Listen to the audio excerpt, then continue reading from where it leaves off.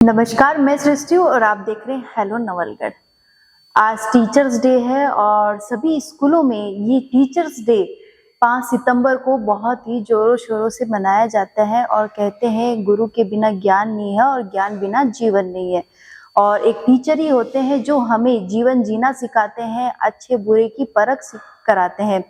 और एक अपने साथ में आज टीचर है करणी सिंह जी सर, और वो बिरोल के अंदर कार्यरत है और इनका हमेशा से ये मोटिव रहता है हमेशा ही कि बच्चों की फीस में मदद करना। और टेबल टेनिस के अंदर इनका बहुत ही शौक रहा है और बहुत सारे बच्चे स्टेट खेले हैं सर। हाँ, स्टेट प्लेयर रहे हैं और फ्री ऑफ कॉस्ट ये शाम को सूर्य मंडल में भी कुछ स्कूलों के स्टूडेंट्स आते हैं, उन्हें सिखाते हैं। और साथ ही साथ में एसएन विद्यालय है नवलगढ़ में, वहां पर भी स्टूडेंट्स को ट्रेनिंग देते हैं। और मैं बताना चाहूंगी कि अपनी महीने की तनख्वाह से हर महीने 5100 रुपये ये निकलवाते हैं ताकि बच्चों की फीस और आर्थिक सहायता में मदद हो सके। तो सर अपने साथ में जुड़ेंगे। सर आपको भी पहले तो टीचर्स डे की बहुत बहुत शुभकामनाएं। Thank you. सर एक अच्छा शिक्षक आपकी नज़रों में क्या है? क्योंकि हमने जिस तरह से आपके बारे में जाना और देखा, आपने भी हमें ऑफ में बताया, तो अब हम आपसे भी जानना चाहेंगे और आप अब तक कितनी ज़रूरतमंद लोगों की सहायता भी करते हैं और साथ में स्पोर्ट्स के अंदर भी स्टूडेंट्स को मोटिवेट करते हैं। देखिए कि अच्छा शिक्षक मेरी नज़र में ये है कि उसको पढ़ाना उसका मूल कर्तव्य है, वो तो ज़रूरी है ही है। इसके साथ साथ वो बच्चों को, उनकी भावनाओं को वो समझे कि बच्चों के साथ में अपन किस प्रकार एक बच्चों को संस्कार दें, उनकी क्या आवश्यकताएं हैं, और वो अपने पढ़ाने के साथ साथ एक मित्र रूप में अपने साथ में हो जाएं, तो वो अपनी अंदर की जो भावना है वो प्रकट कर देंगे। और जब उनकी भावनाएं अंदर से प्रकट हो जाएगी, तब अपन उनकी आवश्यकताएं, उनकी कोई भी प्रकार की नीड जो है उसके बारे में अपन जान सकते हैं। केवल क्लासरूम में अपन यदि किताबें पढ़ाएंगे तो बच्चा अपने साथ में उस भावनात्मक रूप से वो नहीं जुड़ सकता। जी बिल्कुल। और सर सरकारी स्कूल, हमने यह भी जाना आपके बारे में, जैसे हमने सभी से बातचीत करी कि आप सरकारी स्कूल को बेहतर बनाने में बहुत प्रयास करते हैं कि सरकारी स्कूल किस तरह से बेहतर दिखे और जो निजी स्कूल हैं उनसे किस तरह से सुंदर दिखे, ताकि स्टूडेंट्स जो है वो वहाँ पर सरकारी स्कूल में अपनी पढ़ाई करें।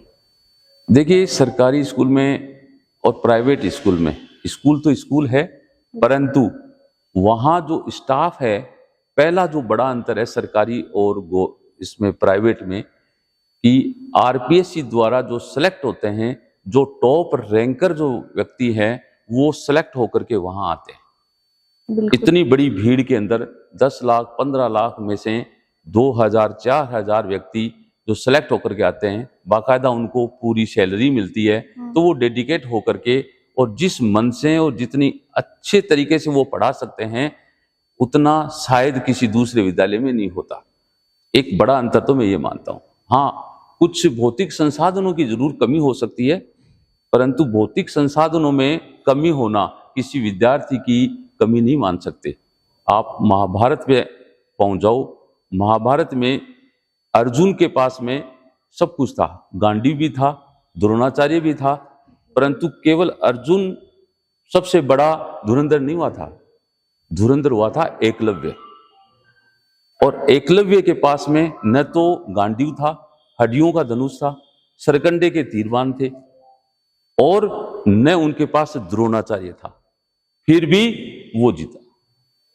और एकलव्य के बारे में भगवान श्री कृष्ण खुद कहते हैं कि यदि इस युद्ध में एकलव्य होता तो अपन कोई नहीं जीत सकते थे। एक बार उनके आखेट खेलते हुए पांडव उनकी कुटिया के सामने आ गए और वो कुत्ता भौंक रहा था, तो उस कुत्ते के उसने एकलव्य ने ऐसे तीर मारे कि उसका भौंकना बंद किया था और एक खून भी नहीं निकला।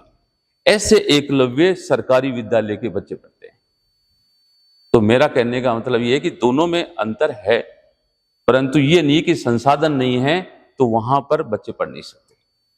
बिल्कुल। और सर आप जैसे टीचर हो, अगर एक आदर्श टीचर्स स्टूडेंट्स को मिल जाए तो वो बच्चे उसको कमी ना बनाकर उसी को ही मजबूती बना लेते हैं।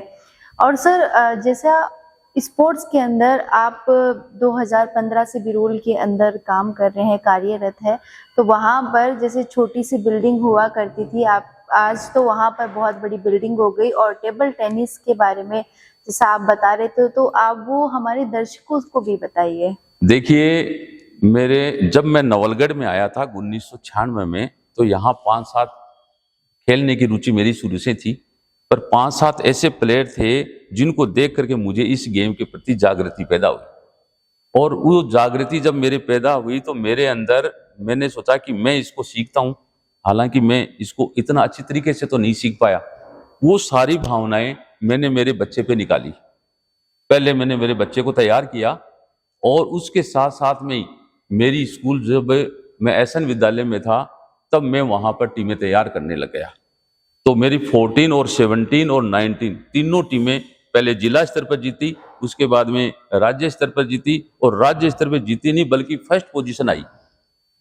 और वहां पर 150 बच्चे मेरे स्टेट खेले और 2-3 बच्चे नेशनल खेले। मेरा खुद का बच्चा 6 बार राजस्थान टीम का कैप्टन रहा, बाहर भी खेल के आया।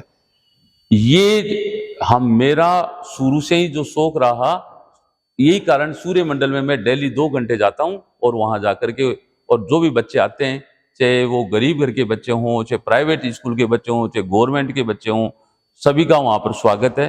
बाकायदा एक बैडमिंटन का कोर्ट बना हुआ है, एक टेबल टेनिस का कोर्ट बना हुआ है, वहां सब आते हैं बच्चे, उनको आप सिखाते रहते हैं, और बढ़िया रिजल्ट भी है। बिल्कुल। और सर आज शिक्षक दिवस है, तो शिक्षक दिवस के अवसर पर आप बच्चों और समाज को क्या संदेश देना चाहेंगे? देखिए, मैं तो एज ए शिक्षक होने के नाते यही कहूँगा कि आजकल जो बच्चे जल्दी ही कोचिंगों में चले जाते हैं, मुझे ऐसे लगता है कि उनको थोड़ा सब्र करना चाहिए। माता सबरी ने भी सब्र किया था और भगवान राम मिले थे। तो जो गार्जियन 6ठी क्लास में, 7वीं क्लास में, 8वीं क्लास में कोचिंगों में भेज देते हैं, मेरी नज़र में वो उनकी कमजोरी है। गार्जियन ये चाहता है, भारतीय अभिभावक के मन में एक ही बात है कि मेरा बच्चा नौकरी लगे, चाहे वो कैसी भी नौकरी लगे। एक दिमाग में यही है। पहले ये होता था, सा विद्या विवाह मुक्ते, विद्या से मुक्ति मिल जाए, पहले ये होता था। सा विद्या या नियुक्ते, आज का टाइम में ये है कि विद्या वो जो नियुक्ति दे, पोस्टिंग दे। ये थ्योरी गलत है। समाज को ये सोचना चाहिए कि अपने को, माँ भी अपने बच्चे को 9 महीने रखती है, सब्र रखती है, वो चाहे तो 3 महीने में नहीं निकाल सकती बच्चे को। तो आपको भी, समाज को भी यही करना चाहिए। मैंने मेरे बच्चे के साथ में भी यही किया। 12वीं तक मेरा बच्चा किसी कोचिंग में नहीं पढ़ा, डीपीएस स्कूल में पढ़ा 12वीं तक रेगुलर, 4 घंटे खेला, किसी कोचिंग में नहीं गया।